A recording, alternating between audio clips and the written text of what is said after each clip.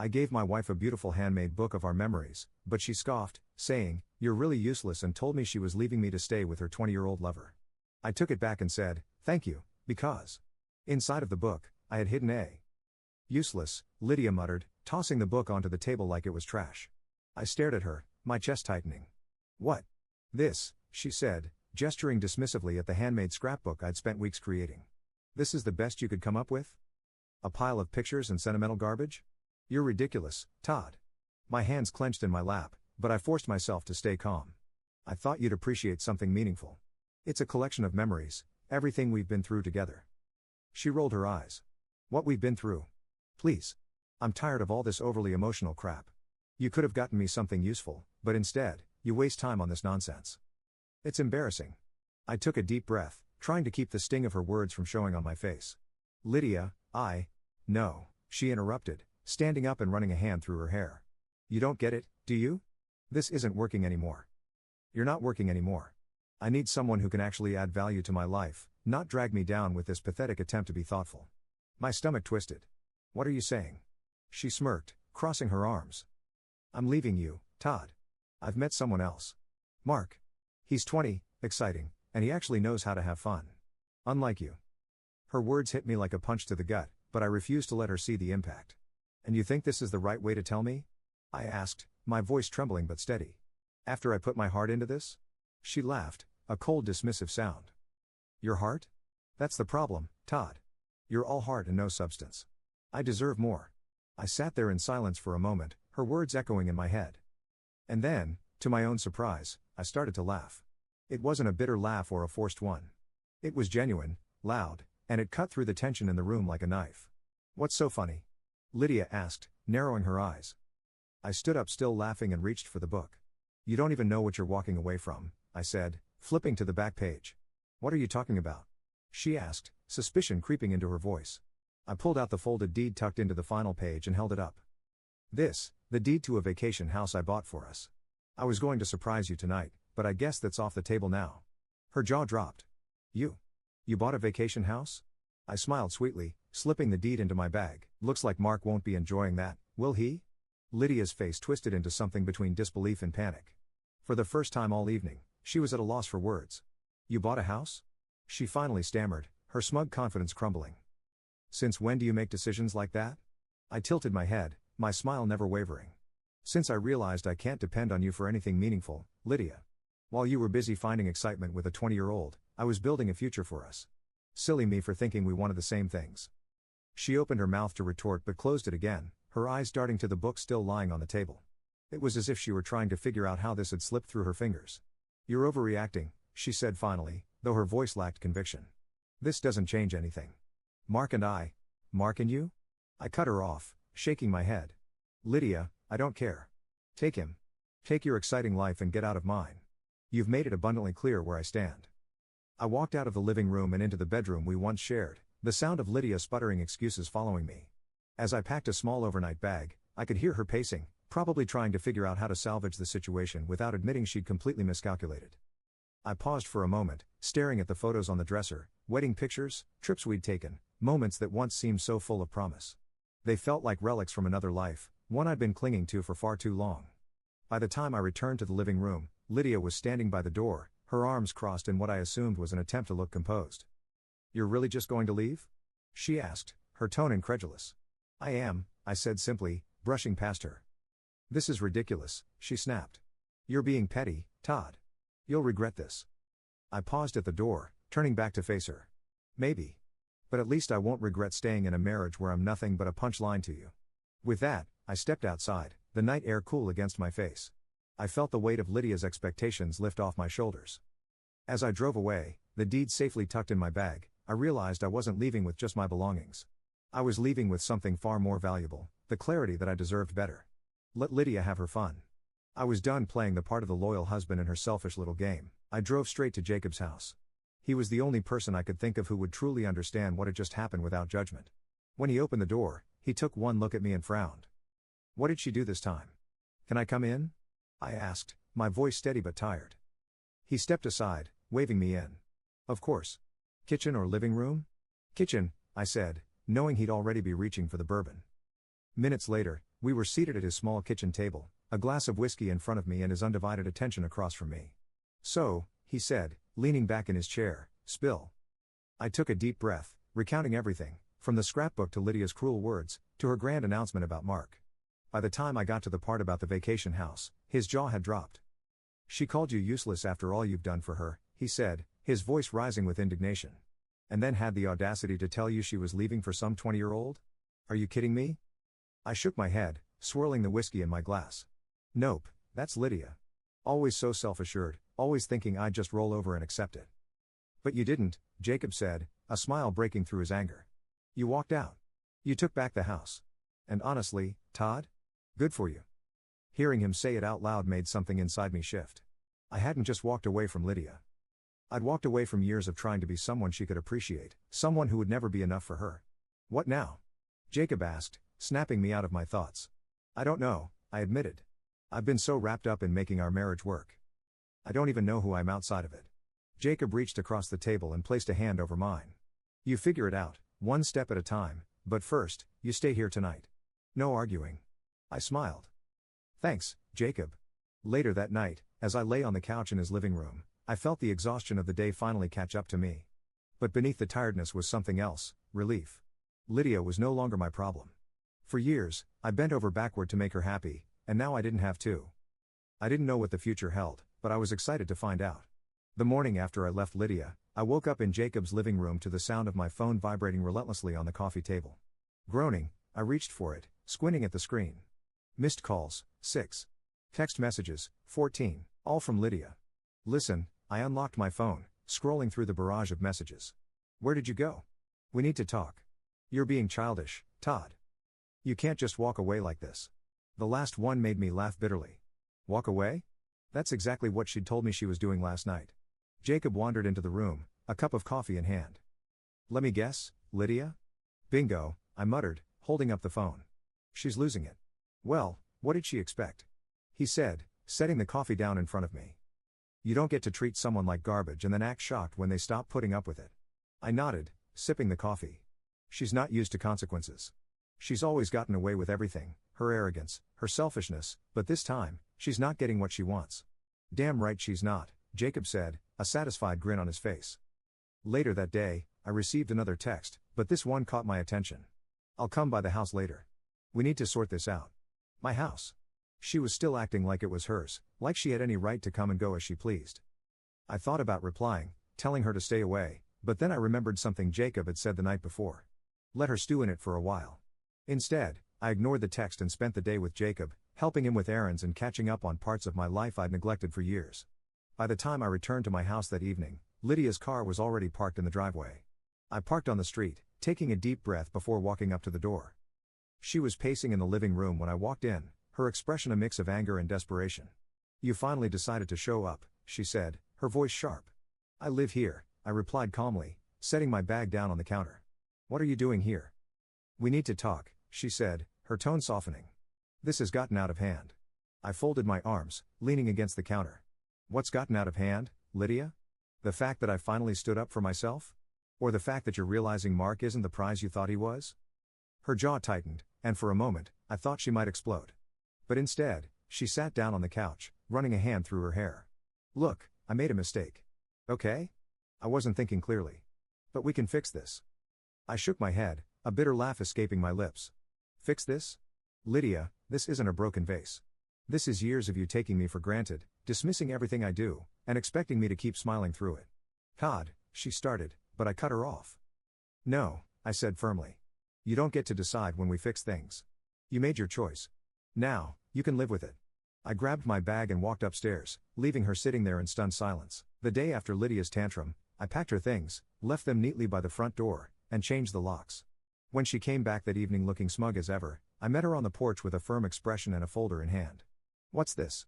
she asked, glancing down at the papers I held. "Your things," I said, gesturing to the suitcase by the door. "And this is the contact information for the lawyer I hired this morning. You'll be hearing from him soon." Her jaw tightened, but she still couldn't resist one last dig. "You're being ridiculous, Todd. You can't handle life without me." I smiled faintly. "We'll see about that. Now get off my porch." She stared at me, her confidence finally faltering, before grabbing her suitcase and stalking off. Over the next 2 weeks, Lydia's absence felt like a breath of fresh air. The house was quieter, cleaner, but it felt like a home instead of a battlefield. I stayed busy, throwing myself into work, reconnecting with friends, and leaning on Jacob for emotional support. He was thrilled to see me finally standing up for myself. "Good riddance," he'd said when I told him I'd kick Lydia out. "She was a leech, Todd. You're better off without her." I knew he was right, but there were moments, quiet ones, usually late at night, when doubt crept in. Had I really done the right thing? What if I ended up regretting it? Those thoughts didn't last long, though, especially not after I got the call from Lydia. "Todd," she said, her voice tight with frustration. "We need to talk." I sighed, already tired of the conversation before it began. "What do you want, Lydia?" "It's Mark," she said, bitterness dripping from every word. The corner of my mouth twitched. "Is that so?" He laughed at me, she spat, the words coming out in a rush. He said I was pathetic, said I threw away the only good thing I had going for me. He couldn't believe I let you keep the house. Now I was smiling outright. "Ah, the house. I'm sure that stung." He said I was an idiot, she continued, ignoring my sarcasm. "A complete loser for losing everything you'd worked for," and then he walked out. It was almost too satisfying to hear. The woman who dismissed me, belittled me, and thought she could replace me with someone younger was finally facing the consequences of her actions. "And now you're calling me because?" I asked, my tone cool. "Because I made a mistake," she said, her voice dropping. "A huge mistake. Can we talk? Please?" I shook my head, even though she couldn't see me. "No, Lydia. We have nothing to talk about. You made your bed. Now you can lie in it." Before she could respond, I hung up, letting the silence settle around me like a warm blanket. That night, as I sat on the couch with a cup of tea, I felt a deep sense of relief. Lydia's life was unraveling, but for the first time, it wasn't my problem. I had my life back, and I wasn't looking back. The divorce process moved faster than I'd anticipated. My lawyer helped me organize my finances, document everything, and ensure that I'd be protected.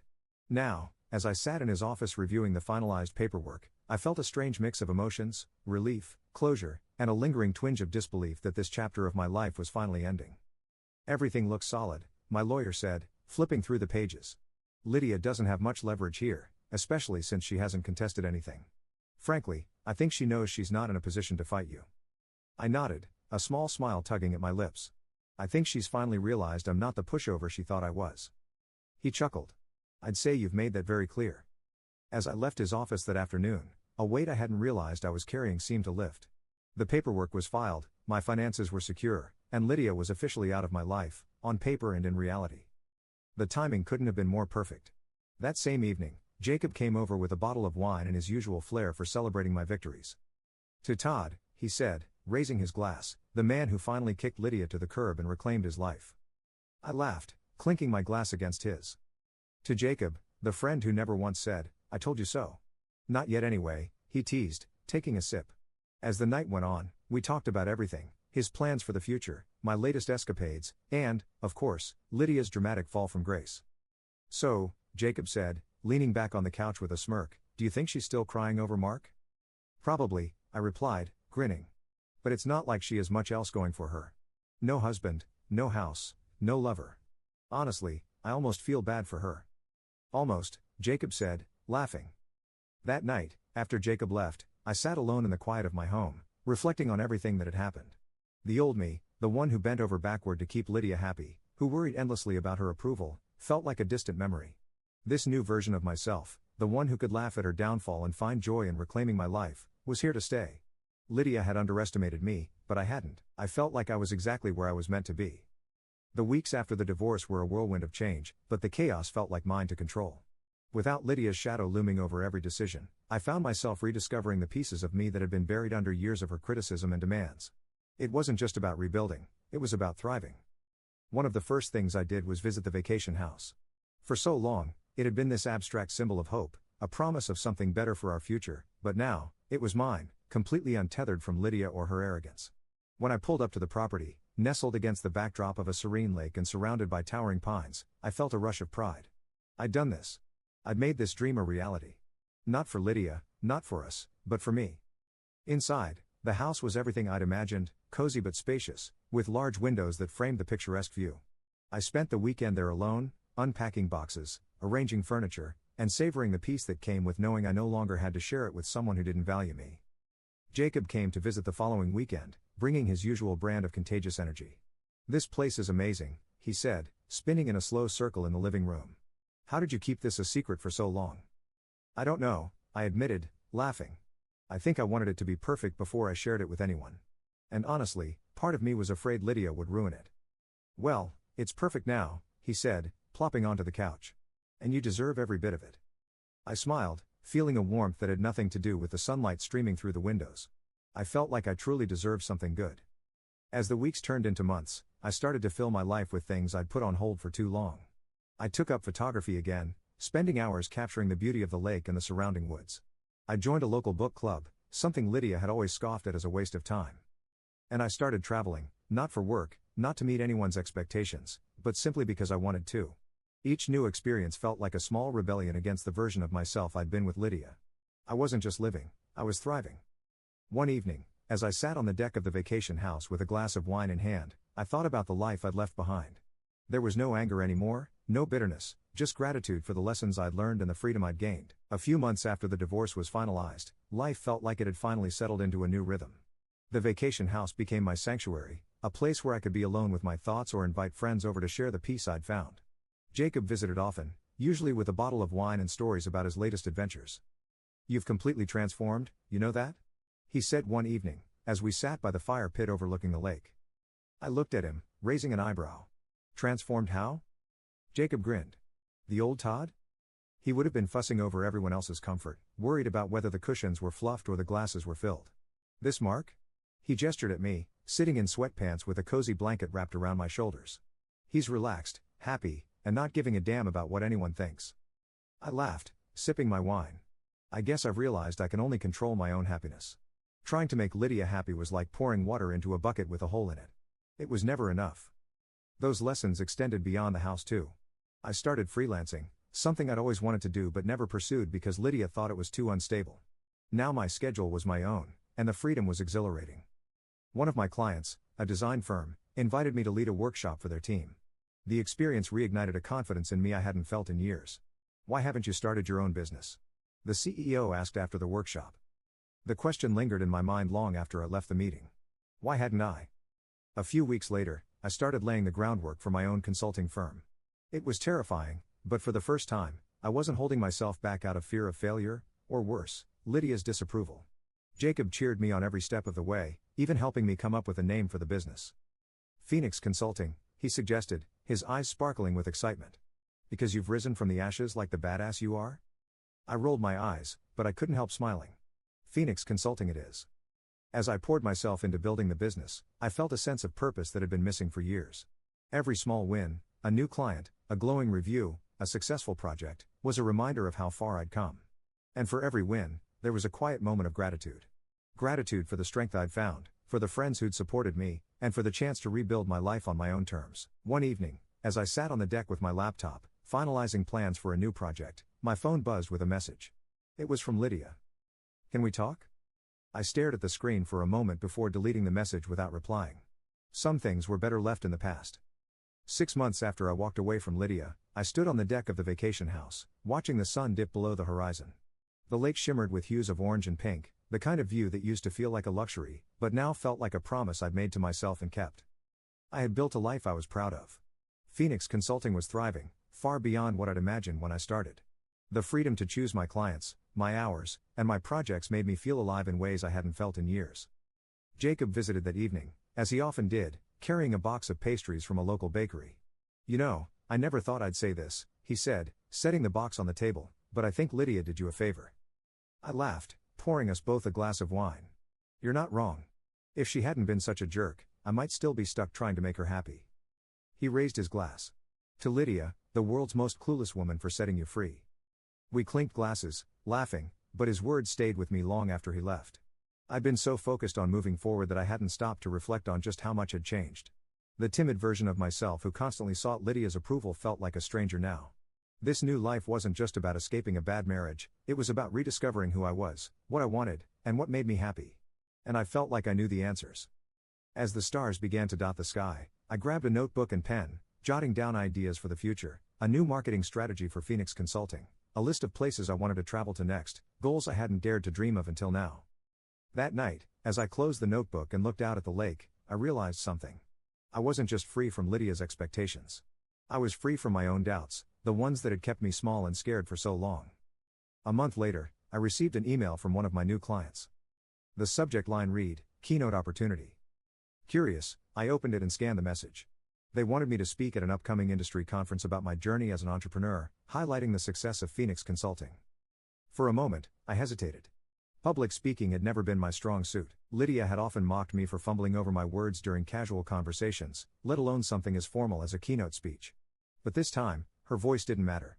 I hit reply and typed, "I'd be honored to participate." Preparing for the keynote became a new focus, and with Jacob's encouragement, I poured my energy into crafting a speech that felt authentic. "Don't sugarcoat anything," Jacob advised. "Tell your story the way it is. Failures, triumphs, all of it. That's what people connect with." And that's exactly what I did. The day of the conference arrived, and as I stood backstage waiting for my turn to speak, I felt a familiar mix of nerves and excitement. When the host introduced me, I walked onto the stage to polite applause. Taking a deep breath, I began. "My name is Mark, and a year ago, I never would have imagined standing here. Back then, my life revolved around trying to meet the expectations of someone who didn't believe in me. But today, I'm here because I chose to believe in myself." As I spoke, sharing the story of how Phoenix Consulting was born from a place of rediscovery, I noticed heads nodding in the audience. People were leaning in, smiling, and even jotting down notes. I felt like my voice mattered, not just to me, but to others. After the speech, several attendees approached me to share their own stories of struggle and resilience. "You inspired me today," one man said, his eyes bright with emotion. "Thank you for reminding me it's never too late to start over." His words stayed with me as I left the conference feeling more empowered than ever. That evening, as I sat on the deck of the vacation house, I thought about everything that had led me here. The heartbreak, the betrayal, the doubts, it had all been part of the journey. Lydia was a distant memory now, her texts and calls long ignored. Alex had been right. She was a loser. But I didn't need validation from her, him, or anyone else. I had built a life I loved, one step at a time, and it was just getting started. This was my story now, and I was writing every word.